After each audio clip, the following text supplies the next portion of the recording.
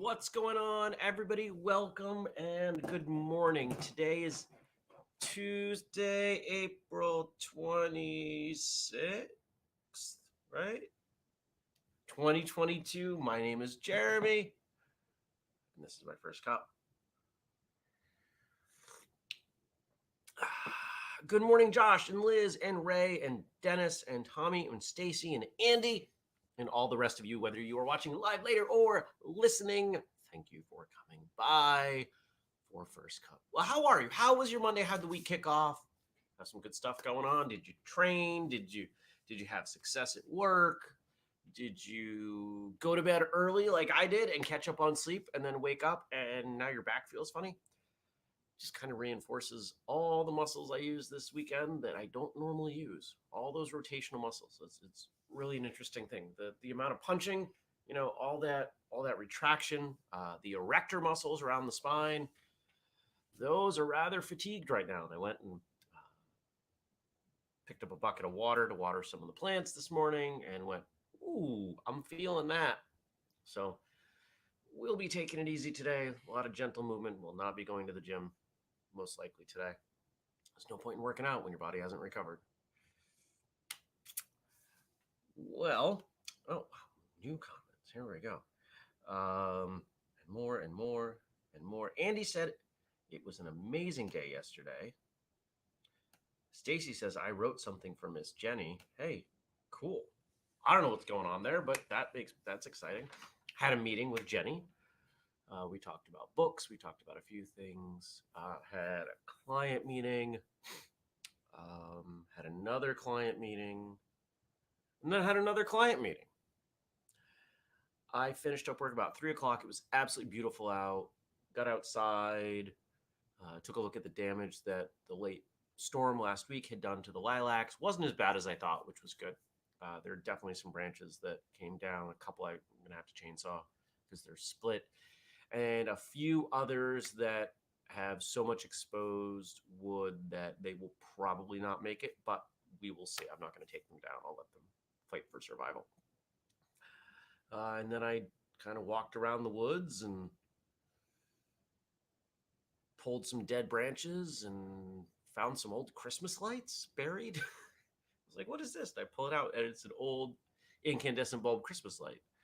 And I kept pulling and pulling, and it was a short string. Somebody must have forgotten they were on a tree and threw the tree out there years ago. They weren't near anything. They were buried under dirt. So who knows how old these things were. I actually thought about bringing them back and cleaning them up to see would they work, and then decided I didn't want to do that. That was a waste of effort. So they went in the trash. Good morning, Gad and Mark and Brian. Kelly says she planted pansies in flower boxes. I marked out where another row of raised beds is going to go. Cleaned out the car. I did a bunch of good stuff. Took not the whole thing. The Jeep has kind of three pieces. The front pieces are, think of it like a really big sunroof. I took those two pieces off and went out to the grocery store. It's the first time I've had the top off at all, and it was really nice. And it took 5 minutes to take those pieces off, if that. So that was pretty cool.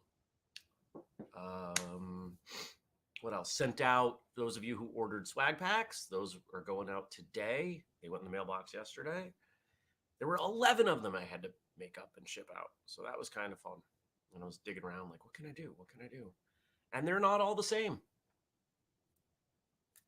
because I have odds and ends of various things. And yeah. Now, I do have something new to show you, something that I need to spend a little bit of time with before I decide if it's ready to go. This is the third shoe we've ever made. Those of you who are listening to this, it's going to be really hard for you to understand other than it's a shoe. A whistlekick logo on the tongue. I don't know if you can see that. Yeah, you can kind of see that. So, it got pretty darn close to what I wanted. So I think we're going to run with it as is. Nothing's ever perfect. So there you go. Those will go live on the site, I think, for next month. Oh, speaking of monthly things, Stacy brought up the cat calendar yesterday. the cat calendar. I never flipped it to April. So here we are. It's almost May. I didn't even look at April. I haven't shown you April. So here we go. Sweep the paw for April. 2 cats fighting in front of a classic car image. These are fun.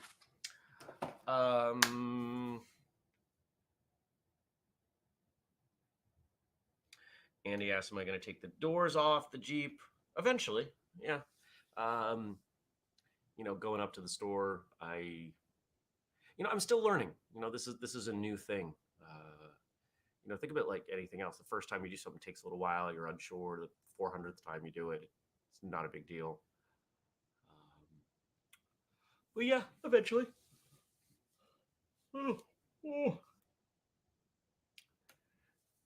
Jenny says, had a thoughtful meeting, some great ideas in development for the book division. Also got some blood drawn and had a great day with Lilith, just playing with weapons, dinosaurs, and cars. Yes, I said weapons. I am unsurprised that the daughter of 2 martial artists would play with weapons. Not surprising to me at all. I'm having blood drawn today. We're looking at some, I don't know if we can call them cofactors. I'm going to call them cofactors for cholesterol. So that happens this morning. I've got a meeting with Justin about Marshall Journal. I have a meeting with a potential new client, and then meeting up with a couple friends at different places while I'm up that way in Burlington. So it'll be a good day. It'll be a busy day, running all over the place, but that's all right. The house is a disaster right now. All the stuff. I did laundry and dishes yesterday, and those have to get put away, and that hasn't happened. And the washing machine's already full for the next load of laundry, and I got to cut my hair, and there's shoes everywhere, and the chaos of running one's own business from home.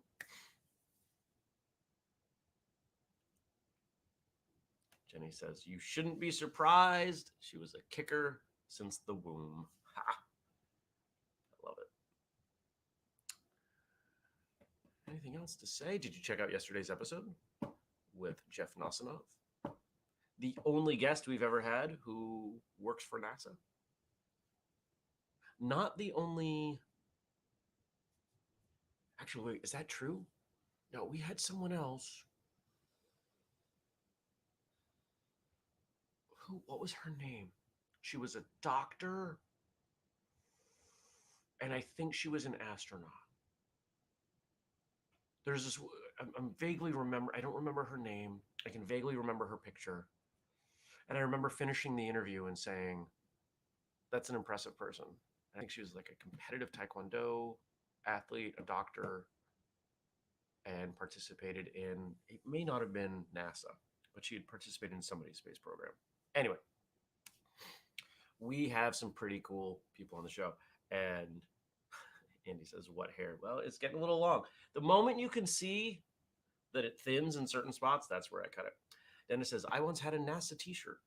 That's as far as I'm getting as well, my friend. Jenny says, that's pretty much the same thing. Ha! Ha! Well, if you didn't check out that episode, I think you should check out that episode, because you should check out all the episodes, because, well, why not? You should.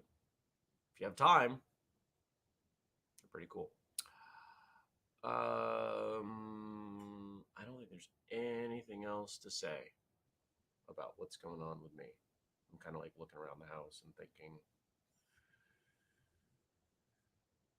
no, things are growing outside. Plants are growing. Some of the things that I put in a couple weeks ago show signs that they're taking root, which is nice.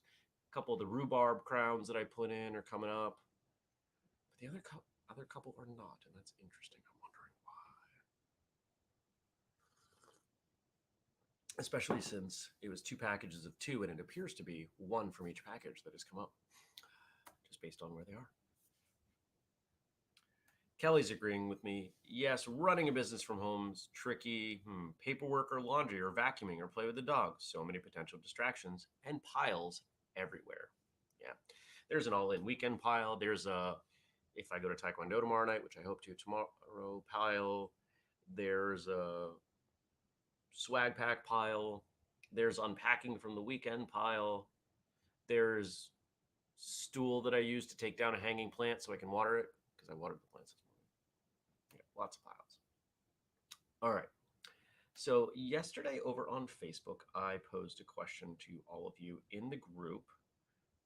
Let me pull it up so I can get it right when I read it to you, and I'll give you a few minutes to think about it. Then we're going to read the stuff that Frank gave us about Jet Li's birthday. Jet Li turns 59 today. And while I'm bringing this up, what's your favorite Jet Li movie? I really enjoy, I've enjoyed just about everything I've seen him in, but I would say that I was never more excited than to see him fight Jackie Chan in Forbidden Kingdom. That was such a great scene. And just the anticipation, because it's not at the beginning, it's further into the movie. Just what a wonderful. When I saw it in the theater, I loved it. All right.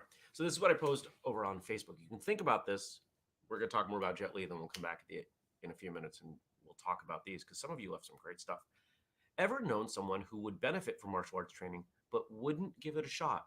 What was their reasoning?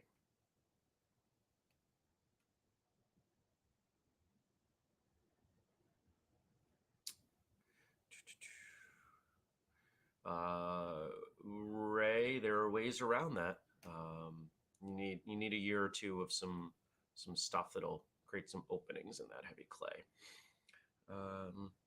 Jenny says, how to pick just one Jet Li movie. Stacy says, Fearless.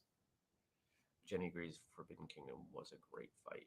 Oh, and apparently I did not share that tab. I thought I had. It's like it's my first time. Gad says his Wong Fei Hong movies are great. Once Upon a Time in China, for example. Here we go. Come on.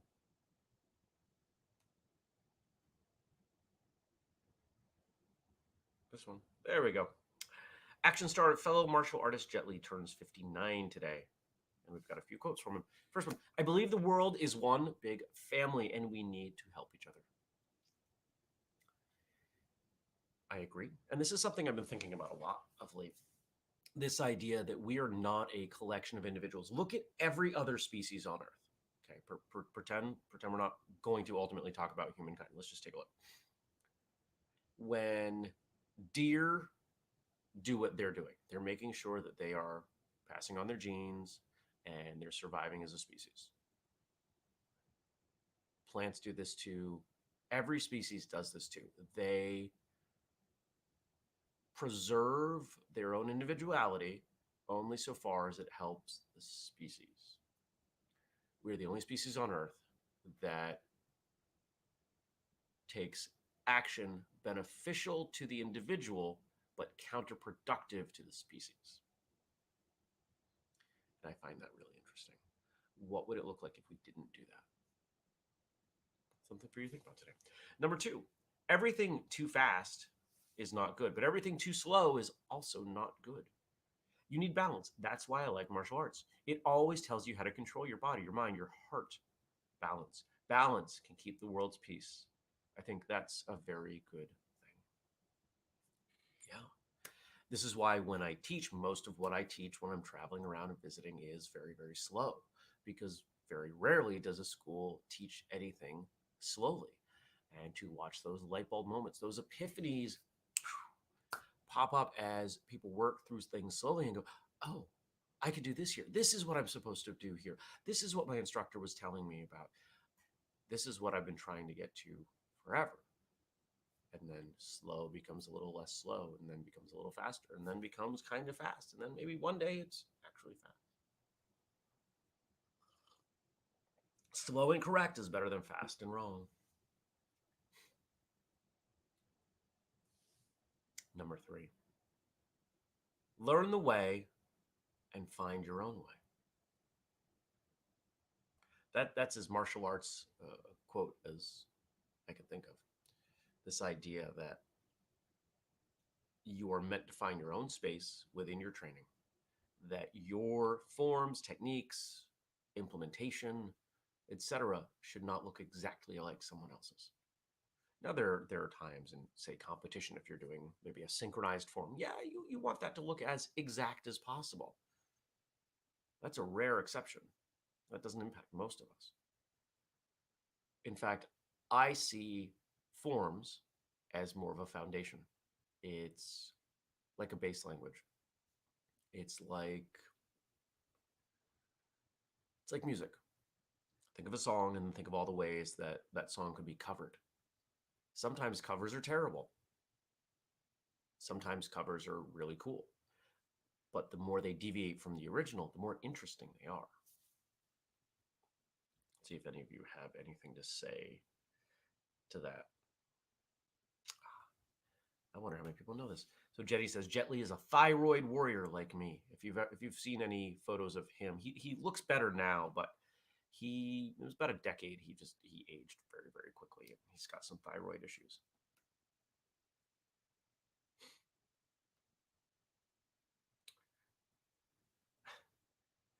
Tommy's a huge fan of Jet Li.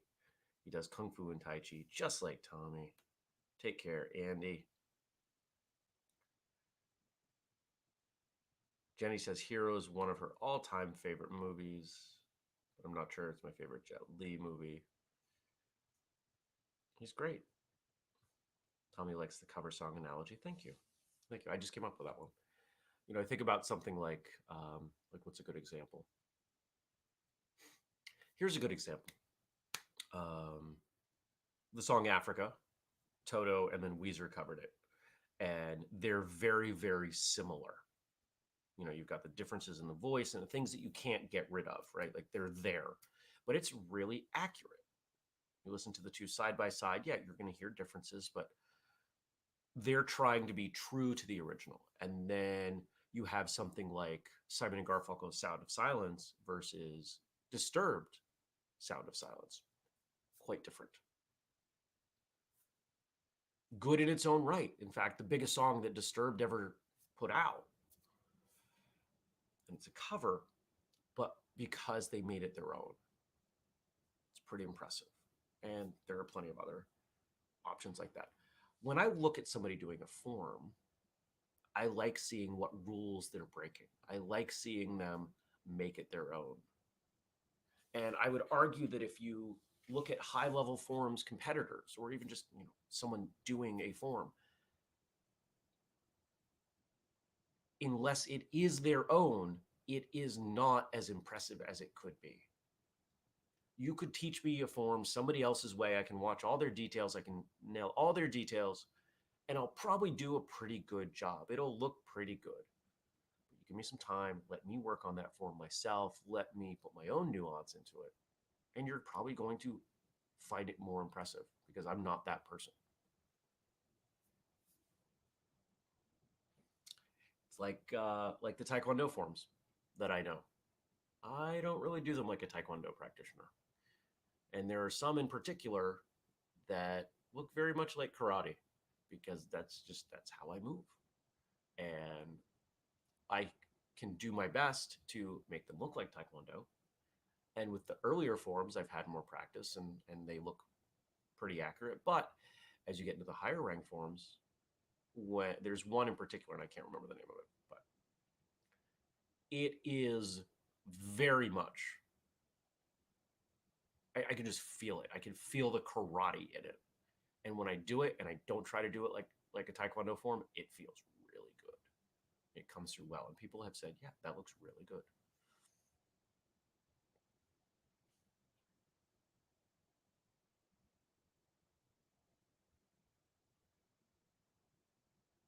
People talking about song covers. So there we go. All right, let's switch over and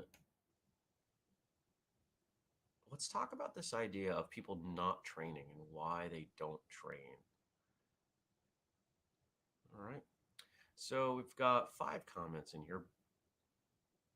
And let's see if I can bring them all up.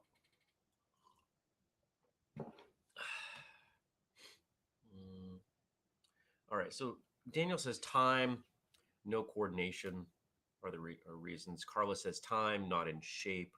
They aren't violent. Sure. Tommy says, actually, quite often, unfortunately, basically, it comes down to people are afraid or don't like change no matter what the excuse. I once got a good reason, however. He told me flat out, I don't want to. LOL. Okay, that I can believe. Dennis says, there have been so many over the years time, scheduling, finances, location, too old, out of shape, not ready, intimidated. It's too violent. Excuse me, which is a hoot when they or their children play football or hockey. And my all time favorite, I already know how to fight. I'm a street fighter. Bob says, I also consider it, quote, not giving it a shot if a person quits after a few classes. When I talk to people in this category, I often hear, it's not what I expected. It was harder than I thought. My legs hurt. Basics are boring. But mostly I hear, I don't have the time. If that's the case, why start in the first place? The truth is probably in the first four excuses. And I would agree. Remember, human beings make emotional decisions and then backfill with logic so they can justify it to others. Because in the context of, let's say, you are a martial arts instructor, I'm a potential student, and you say, hey, you should come to class. And say, and if I'm going to say something other than being dismissive, like, oh, yeah, I'll give it a shot sometime. If I say, if I'm going to disagree, we hit a number of those reasons. I'm scared. Most of them come down to that. It's not important to me.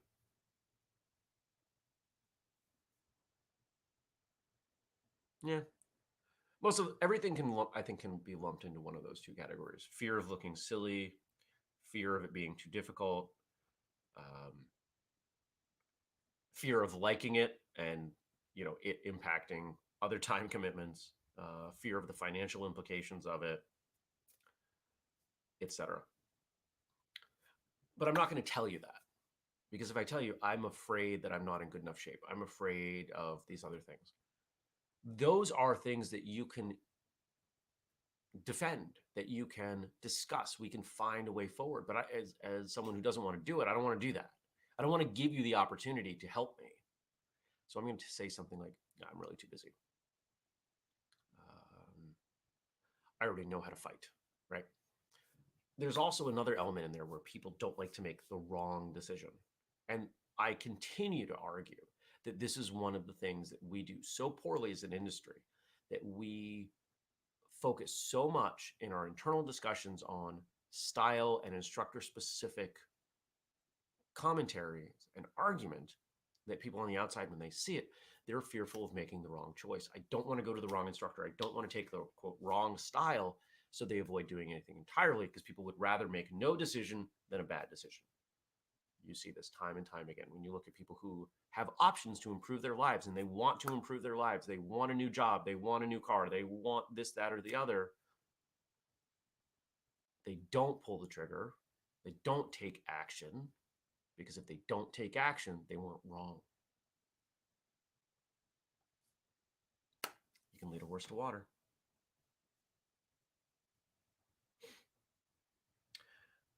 So going back, Jason's favorite Jet Li movie is Fist of Legend. Kelly says the up and down sine wave motion in Taekwondo doesn't always make sense. I agree. I have a whole different theory on what that is. Actually, Kelly, I would love to discuss it with you next time we're in the same place. I'd love to show you what I've played with and what I've observed from some other people that I think is kind of cool, and where I think sine wave actually really applies. Jason says, in my experience, people's reasons for not giving it a shot boil down to an overly romanticized idea in their head. The one that bugged me the most is that it is only real martial arts if I learn from an Asian. I haven't heard that in so long, but I think there is I think people do ascribe bonus points if you are of Asian descent. Yeah.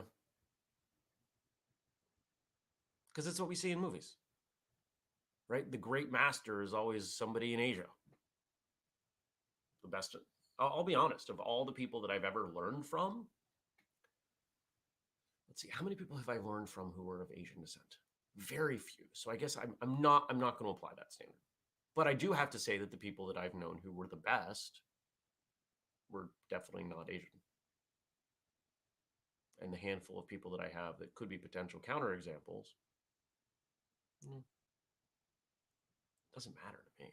I don't care. I don't care who you are. I don't care how long you've been training. I don't care where you come from. I don't care what you teach. If you have something that I can learn from and I will get better in some way, I will take your class. I will train with you. That's how I approached things this past weekend. There are plenty of people on the mat that I know are terrible teachers. Flat out, there were people I trained with who were not good instructors, but they had something to teach, and I hoped I could pull little bits out. And I did, and it was fun.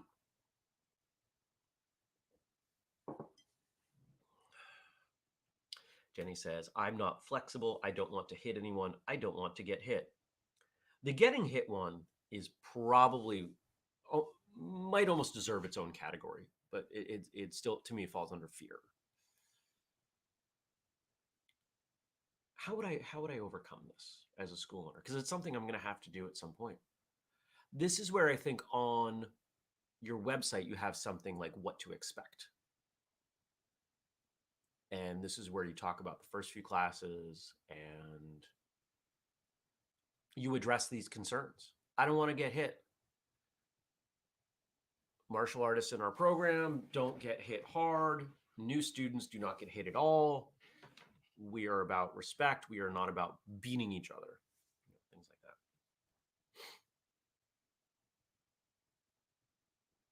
Jenny says, all reasons why you should train, but excuses why people hesitate to train.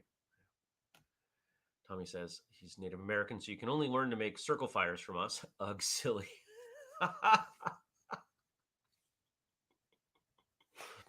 I'm laughing because that's a wonderfully ridiculous counterexample. That's great, Tommy.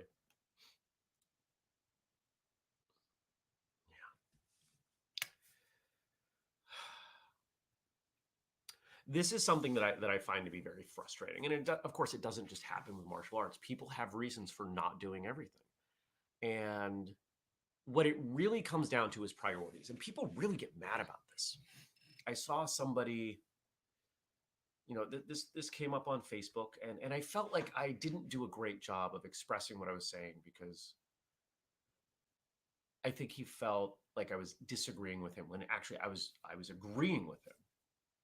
And this is a martial arts instructor that I know that I think very highly of. He is very competent. He trains very good students. I like him very much.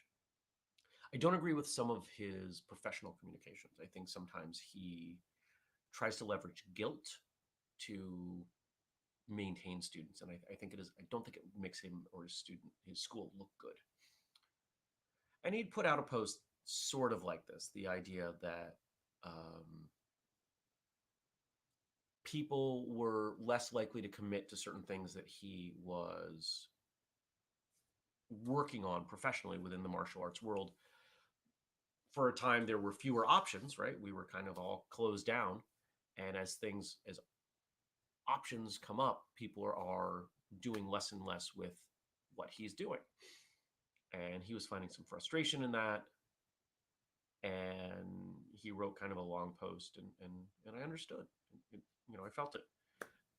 And I responded, how we spend our time reflects our priorities. So when someone says, oh yeah, I really want to come back to class, right? Any of you out there, instructors, have heard this. I really want to come back to class. I really want to start training again. Okay. Well, they're not. Why aren't they? Now, there could be some logistical reasons. I don't have a car, whatever. But assuming it's not one of those, assuming it's not a hard stop logistical issue, it's about priorities. How we spend our time reflects our priorities. And the more we recognize that, the more we can adjust our priorities or our time to reflect our priorities. We can make sure that they are in sync. They trend towards being in sync, whether we want them to or not. It's just what happens.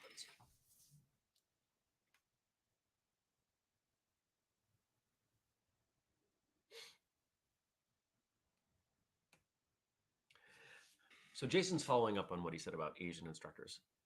I would always take it as they did not want to learn from me. So even when I would give them names of Asian instructors, there was usually another reason they could not. This is one of the reasons I started saying martial arts is good for everyone, and you do not have to learn it from me. I like that. Kelly says, I run into the same thing with doing women's self defense. Almost every woman I talk to says it's something they want to do. But when it actually comes to signing up, they don't want to commit time to it. And it's fear. They have to come to terms that it's something they might need someday, which makes it too real. Yes. Jason says he'd like to be a part of that sine wave discussion. Well, I'll tell you what. Jason, you're not going to be able to show up unless you're traveling. So let's do this. Jason, Kelly, get together, find some, figure out like Zoom or whatever, and we'll get a call together, and we can open it up to everybody. We can have an open discussion on sine wave motion, and by open I mean like open to people that I think are actually going to listen with an open mind, because I don't need people pulling out the encyclopedia and saying, but this is what it says in here, because the encyclopedia is wrong. It just is. And if you look at the way it's trained in most places, it's kind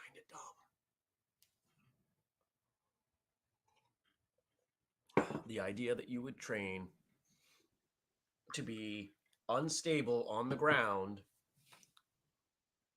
roughly 50% of the time, 50% of clock time, is a bad idea. But there's still a principle in there that's incredibly valuable. I've experienced it from a Taekwondo black belt, master level, 3rd, 4th degree. Absolutely crippling. So, Jason says, I keep telling my boss I need a helicopter. Stacy wants into, all right, well, Stacy's suggesting it as a Thursday episode.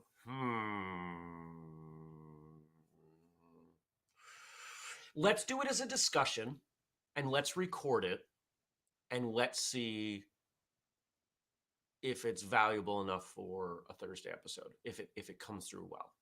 Because this is one of those things where I recognize I open a can of worms because I think differently. This is one of those times when, Stacy, Kelly knows this too. Stacy and Kelly know this, that I am not always seen in the best light in New England by certain people for certain reasons. And I don't like kicking hornets' nests. There's a time when it needs to happen. This doesn't need to happen. So if we make it a private discussion, I think we start there. So I just need somebody to take the ball and run with it for this, please, and just kind of coordinate, because my brain is out of coordination efforts. Okay, Jason, I'm going to ask you to run with this. So let's figure out. I do want to talk about it with Kelly, and then so the 3 of us will coordinate times, and then we can invite everybody else, right? So there we go. Yeah, she said. Kelly, I'm also in the same boat as you, Jeremy, and it's a good boat. It is a much more enjoyable boat. We get to look out all 4 sides of the boat instead of just having to stare off port side. What's over here? What's over there? Don't look over there. But I want to look over there. Don't look over there. Why not? Because monsters.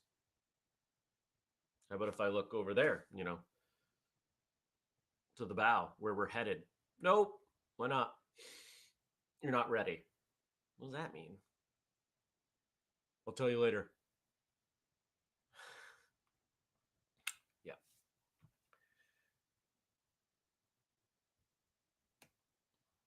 Jenny says, I'll be honest, I practice Korean martial arts and have no idea what the sine wave is. I'd love to know what it's about in case it's hidden in what I do or even missing entirely. All right, here's the short version of sine wave.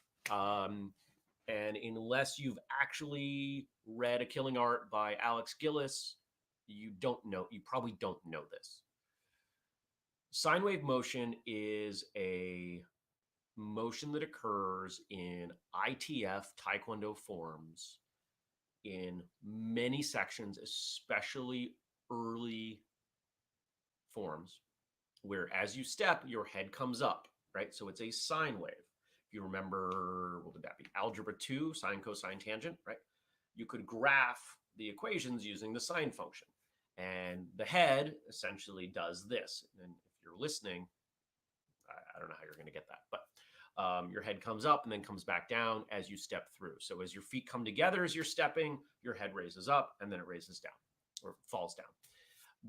What is spoken is this generates power on the descent, which is not inaccurate,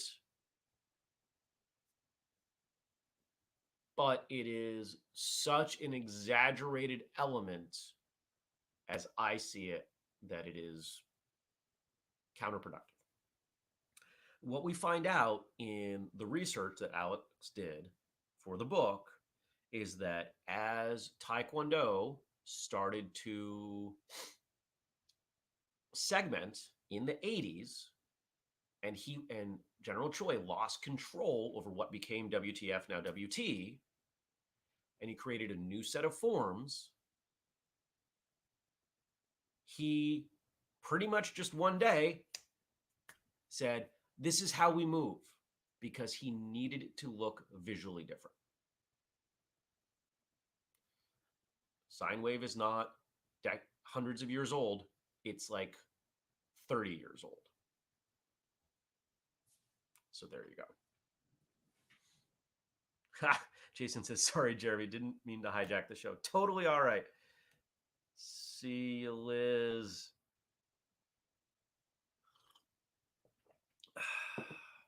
Okay. And that's where I'm going to cut it because I got to go. I got to cut my hair. I got to get ready for my crazy long day where I leave the house at like 9 o'clock and don't come back until who knows when. Thanks for watching. Thanks for coming by. All right. Banners to share. If you want to support us, we've got the Patreon, patreon.com/whistlekick. Exclusive content there. We've got the code FIRSTCUP15 to save 15% on something like a mug, or when they go live, a shoe. Well, you'd get 2 of them. Sweatshirts, all kinds of other cool stuff. We had another purchase of a choose your own colors dragon hoodie. So I sent a mock up to that person. I'm just waiting for them to say, yes, that's what I want. And then that will go out to them. Swag packs. Where are you going to get something for $5? Or if you really want to use 15% off coupon, you can do that. What was that, $4.25? Where you're going to get a bunch of stuff and a coupon for $5 or more. Go read the description on whistlekick.com. And of course, if you want the entire list, all the things you can do to help us on our mission to connect, educate, and entertain, whistlekick.com/family. You got to type it in. I'm going to leave something for us to talk about tomorrow for Wednesday on the Facebook page, facebook.com/firstcupwithjeremy. Hey, if you've got stuff for the show, but you don't do Facebook, email me, jeremy@whistlekick.com. That is my email, jeremy@whistlekick.com. We do the show every weekday, 6:30 a.m. U.S. Eastern Time on Facebook, on YouTube, Tuesdays and Thursdays, like today. Twitch, go make a Twitch account and follow us. Please help me out. Monday, Wednesday, Friday, like tomorrow, Twitter. Thank you, everyone. I really do appreciate you. I appreciate you coming by, spending some time with me, helping me start my morning. And I'll see you back here tomorrow. Peace.